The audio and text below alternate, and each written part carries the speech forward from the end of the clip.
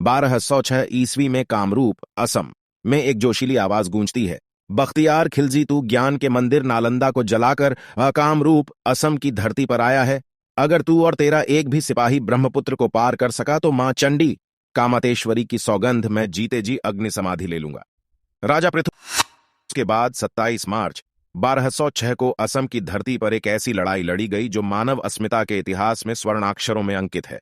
एक ऐसी लड़ाई जिसमें किसी फौज के फौजी लड़ने आए तो 12,000 हों और जिंदा बचे सिर्फ 100। जिन लोगों ने युद्धों के इतिहास को पढ़ा है वे जानते हैं कि जब कोई दो फौज लड़ती है तो कोई एक फौज या तो बीच में ही हार मानकर भाग जाती है या समर्पण करती है, लेकिन इस लड़ाई में 12,000 सैनिक लड़े और बचे सिर्फ 100, वो भी घायल। ऐसी मिसाल दुनिया भर के इतिहास में संभवतः कोई नहीं। आज भी गुवाहाटी के पास वो शिलालेख मौजूद है जिस पर इस लड़ाई के बारे में लिखा है।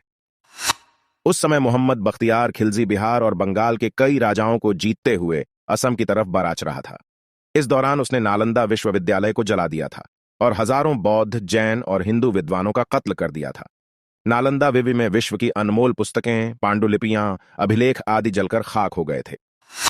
यह जेहादी खिलजी मूलतः अफगानिस्तान का रहने वाला था और मोहम्मद गोरी व कुतुबुद्दीन ऐबक का रिश्तेदार था। बाद के दौर का अलाउद्दीन खिलजी भी उसी का रिश्तेदार था। असल में वो जेहादी खिलजी नालंदा को खाक में मिलाकर असम के रास्ते तिब्बत जाना चाहता था, क्योंकि तिब्बत उस समय चीन, मंगोलिया, भारत, अरब व सुदूर पूर्व के देशों के बीच व्यापार का एक महत्वपूर्ण केंद्र था। तो खिलजी इस पर कब्जा जमाना चाहता था, लेकिन उसका रास्ता रोके खड़े थे असम के राजा पृथु, जिन्हें राजा बर्थू भी कहा जाता था। आधुनिक गुवाहाटी के पास दोनों के बीच युद्ध हुआ। राजा पृथु ने सौगंध खाई कि किसी भी सूरत में वो खिलजी को ब्रह्मपुत्र नदी पार कर तिब्बत की ओर नहीं जाने देंगे। उन्होंने उनके आदिवासी योद्धाओं ने जहर बुझे तीरों, खुकरी, बर्छी और छोटी लेकिन घातक तलवारों से खिलजी की सेना को बुरी तरह से काट दिया। स्थिति से घबराकर खिलजी अपने कई सैनिकों के साथ जंगल और पहाड़ों का फायदा उठाकर भागने लगा। लेकिन असम वाले तो जन्मजात योद्धा थे और आज भी दुनिया में उनसे बचकर कोई नहीं भाग सकता। उन्होंने उन भगोड़ों खिलजियों को अपने पतले लेकिन जहरीले तीरों से बींध डाला। अंत में खिलजी महज अपने 100 सैनिकों को बचाकर जमीन पर घुटनों के बल बैठकर क्षमा याचना करने लगा। राजा पृथु ने तब उसके सैनिकों को अपने पास बंदी बना लिया और खिलजी को अकेले को जिंदा छोड़ दिया।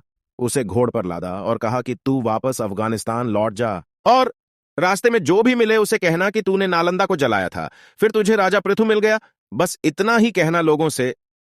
खिलजी रास्ते भर इतना बेइज्जत हुआ कि जब वो वापस अपने ठिकाने पहुंचा तो उसकी दास्तां सुनकर उसके ही भतीजे अली मर्दान ने ही उसका सर काट दिया।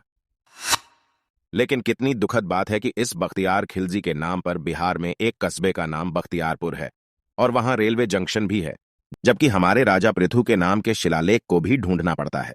लेकिन जब अपने ही देश भारत का नाम भारत करने के लिए कोर्ट में याचिका लगानी पड़े तो समझा जा सकता है कि क्यों ऐसा होता होगा।